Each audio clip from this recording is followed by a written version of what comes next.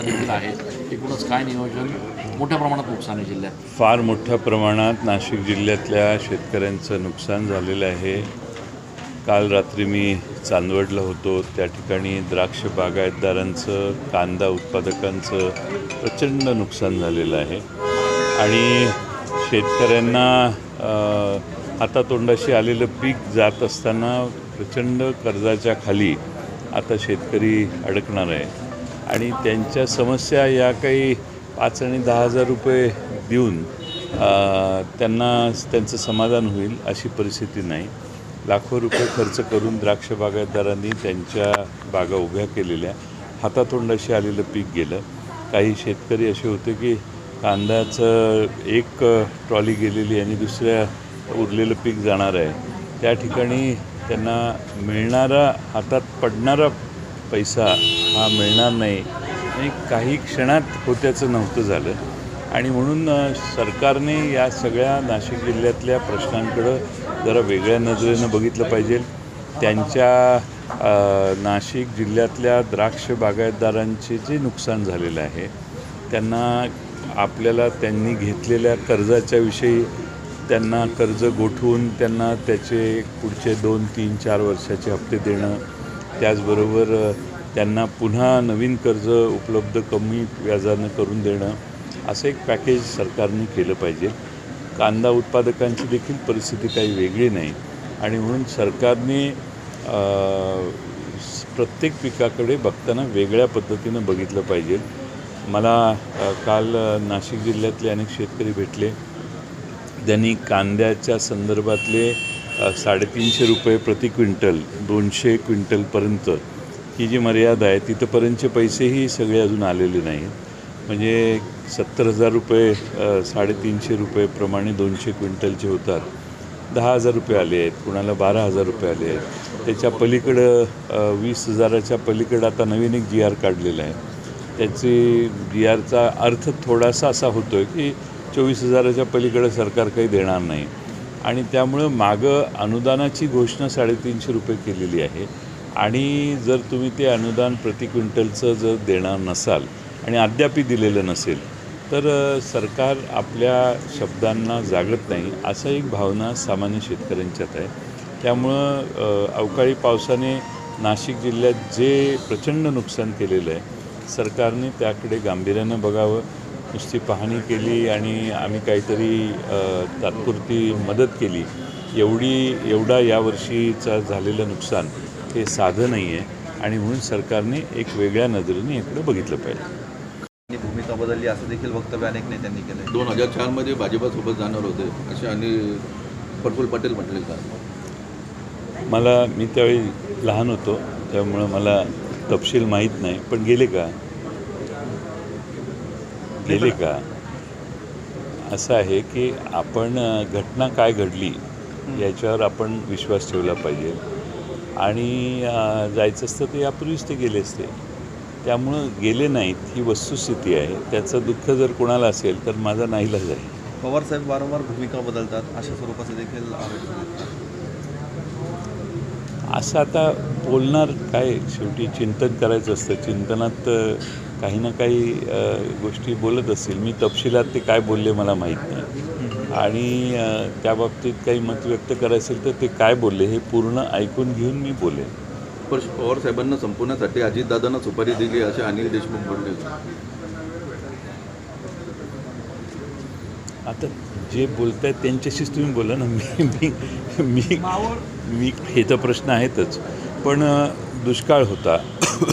दुष्काळ असताना सरकारने सगळ्या महाराष्ट्रात 24 जिल्ह्यामध्ये दुष्काळ जाहीर केला. त्यातले 40 तालुक्यात दुष्काळ जाहीर केला. 15 जिल्हे असे आहेत की 15 जिल्ह्यात काही 15 तालुके असे आहेत की त्यांना पूर्ण दुष्काळी आणि उरलेल्या तालुक्यांना दुष्काळ सदृश्य परिस्थिती. आता महाराष्ट्रात प्रचंड दुष्काळ आहे. पाण्याचं प्रचंड अतोनात पाण्याची लोकांना कसरत करावी लागते. पिण्याचं पाणी उपलब्ध नाही. शेतीच्या पाण्याचं आता फार मोठं अशी टंचाई जाणवायला लागलेली आहे त्यामुळे आता पुढं जुलैपर्यंत कसं राहायचं ही चिंता महाराष्ट्रातल्या अनेक भागातल्या शेतकऱ्यांना, नाशिकला पण आहे. आणि म्हणून त्यासाठी टँकर काही भागात चालू केलेले आहेत सरकारने, पण काही भागात टँकर अजून पोचलेले नाहीत. चारा छावण्या काढण्याची गरज सरकारला आहे, पण सरकारने अजून त्याबाबतीत काही निर्णय घेतलेला नाही. असे अनेक प्रश्न आहेत. त्याचबरोबर या पलीकडं ह्या सगळी निसर्गाची संकटं कमी म्हणून त्यात भर, म्हणजे यावेळी सरकारने एवढं दुर्लक्ष केलेलं आहे की कांद्याचा जसा दर खाली घसरला या भागात, तसा कपाशीचा दर 6-6.5 हजाराच्या वर जातच नाही आहे. मागच्या वर्षी कापसाला 12,000 रुपये क्विंटल दर मिळाला, पण यावर्षी तो दर 7,000च्या आतच राहिला. त्यामुळं शेतकऱ्यांना 12,000ची अपेक्षा आहे. आणि जर 12,000ची अपेक्षा असेल तर सरकारच्याच मधील मंत्र्यांनी 2007-08 साली यावेळी मागणी केलेली की 7,000 रुपये दर मिळाला पाहिजे. आता त्या 7,000चं अवमूल्यन एवढं झालेलं आहे की 7,000च्या किमान 12,000 तरी शेतकऱ्याला मिळावे, त्याची माफक अपेक्षा आहे. अशा अनेक मागण्या आहेत. या जिल्ह्यातल्या आदिवासी शेतकऱ्यांच्या पुढं धानाच्या पिकाच्या आणि अन्य पिकाच्या अनेक समस्या आहेत. या सगळ्यांना घेऊन आम्ही आज शेतकऱ्यांच्या वतीनं आक्रोश मोर्चा राष्ट्रवादी काँग्रेसचा काढलेला आहे. छगन भुजबळ यांनी नाही, एक म्हणजे जेलकडे बघताना आपला दृष्टिकोन थोडासा आपण दुरुस्त केला पाहिजे असं मला वाटतं. जेलमध्ये 100% शिक्षा झालेले, शिक्षा भोगत असणारे कैदी ही एक वेगळी कॅटेगरी आहे. आणि तसेच नेऊन जेलमध्ये ठेवलेले आहेत, त्यांच्यावरचे आरोप सिद्ध झालेले नाहीत, ही कॅटेगरी आहे. आणि काही वेळा अन्यायही होऊ शकतो. जेलमध्ये गेला म्हणजे तो पूर्ण त्याचं पापच केलं त्याने, असा गैरसमज करणं योग्य नाही. त्यामुळे ह्या वेगळ्या कॅटेगरीतले कैदी जेलमध्ये असतात.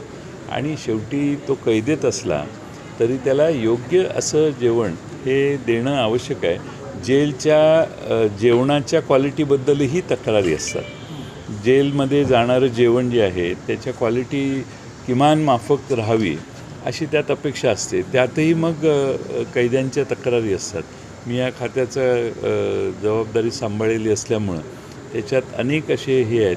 जेलमध्ये कैद्यांची गर्दी असते. आता आज तर फारच गर्दी महाराष्ट्रात कैद्यांच्या प्रत्येक जेलमध्ये झाल्यात. ओव्हर कॅपॅसिटी आहे आपल्याकडे, म्हणजे जास्त कैदी आपल्या प्रत्येक जेलमध्ये आहेत. कैद्यांच्या झोपण्याची व्यवस्था, कैद्यांच्या अन्य सुविधा या देखील सामान्य सरासरी 5 स्टार नसाव्यात किंवा एअर कंडिशन नसावं, पण त्याला सकाळपासून संध्याकाळपर्यंत ज्या गोष्टींची वापर करण्याची गरज आहे त्या किमान माफक दर्जाच्या असाव्यात. जेलकडे बघण्याचा दृष्टिकोन हा अगदी त्याज्य नसावा असं माझं मत आहे. असं आहे की आत्तापर्यंत जेव्हा एक्झिट पोल आले ते कधी खरे ठरले असं नाही. त्यामुळं एक्झिट पोलवर कारण लोक आता एवढी हुशार झालेली आहेत की मतदान घेऊन बाहेर आलं की त्याला विचारलं जातं की तू कुणाला मतदान दिलंस. तो मतदार आता एवढा प्रचंड प्रेशरला घाबरलेला असतो. मग आणखीन काही देवाणघेवाण झालेली असेल कुणाची तर तो त्याप्रमाणे उत्तरं समाधानकारक आणि खरी देतो असा आजपर्यंतचा मागच्या 2-3 निवडणुकात अनुभव नाही. त्यामुळं मोजल्याशिवाय कशावर विश्वास ठेवणं योग्य नाही. असे एक्झिट पोल व्यवसाय करण्यासाठी अनेक प्रसारमाध्यमातून येत असतात. काही एजन्सीज असे आहेत की फी घेतात आणि सांगतात आम्ही एक्झिट पोल केलो आहे. दुसऱ्या 2-3 एजन्सीचं ऐकतात आणि आपला एक्झिट पोल तयार करतात आणि लोकांना बाहेर देतात. त्यामुळं एक्झिट पोलवर फार विश्वास ठेवण्याची आवश्यकता नाही. एवढ्या ठिकाणी मतदान होतं, त्यातल्या एखाद्या बूथवर उभा राहून एक्झिट पोल घेतला किंवा 10 बूथवर केला तरी 300-350 बूथवरचा जो निकाल आहे तो एका 10 बूथवर होत नाही. त्यामुळे ते काही फार मला वाटत नाही. ते मतं मोजल्यावरच खरं. निवडणुकीच्या सुरुवातीलाच इंडिया आघाडी बळकट होईल आणि मला खात्री आहे की देशात इंडिया आघाडीकडे 62% मतदान 2019ला आहे. आता 2019 नंतर महागाई, बेकारी, देशातल्या वेगळ्या समस्या, केंद्र सरकारने केलेली वेगळी कामं, त्या कामात त्यांचं असणारं अपयश, या सगळ्या गोष्टी लोकांच्या नजरेसमोर आहेत. त्यामुळे इंडियाचे 62% मतदान कदाचित 63-64-65%वर जाईल. आणि मला खात्री आहे की यातले काही जण जरी बाजूला गेले तरी 55% वर किंवा 52% वर जरी इंडियाची आघाडी एकत्रित राहिली तरी निकाल वेगळा लागू शकतो. ह्या निवडणुकांमध्ये काही यश दिसेल? या निवडणुकातही यश चांगलं येईल असं मला वाटतं. एकंदर जे आपण ऐकतोय त्या ठिकाणी विशेषतः सत्तेत असणारे मध्य प्रदेश सरकार जाईल असं म्हणतात, राजस्थानचं सरकार टिकेल असं म्हणतात. आता प्रत्येकजण सोयीप्रमाणे बोलत असतो. आमचा त्या 4-5 राज्यात काही रोल नाही आहे. त्यामुळे निकाल ऐकला की आपण विश्वास ठेवू नक्की. थँक्यू.